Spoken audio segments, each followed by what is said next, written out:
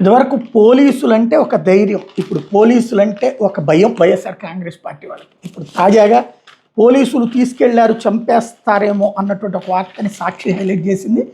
ఆముదాల వలస పోలీసులు అని చెప్పి గాజువాకలో నా కుమార్తె ఇంటికి వెళ్ళి అర్ధరాత్రి నా కొడుకుని తీసుకెళ్లారు.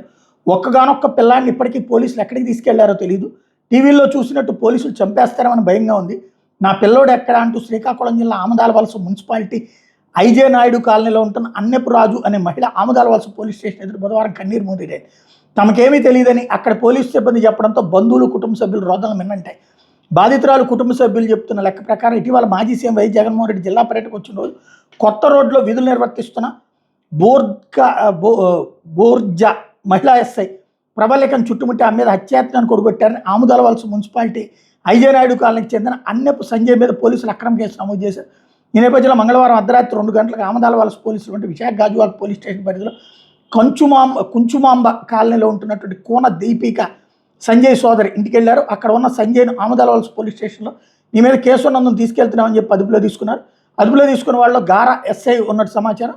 ఇక అక్కడి నుంచి రాత్రి 3 దాటాక పైడిభీమవరం పిస్కో స్టేషన్లో విచారణ నిమిత్తం ఉంచారు.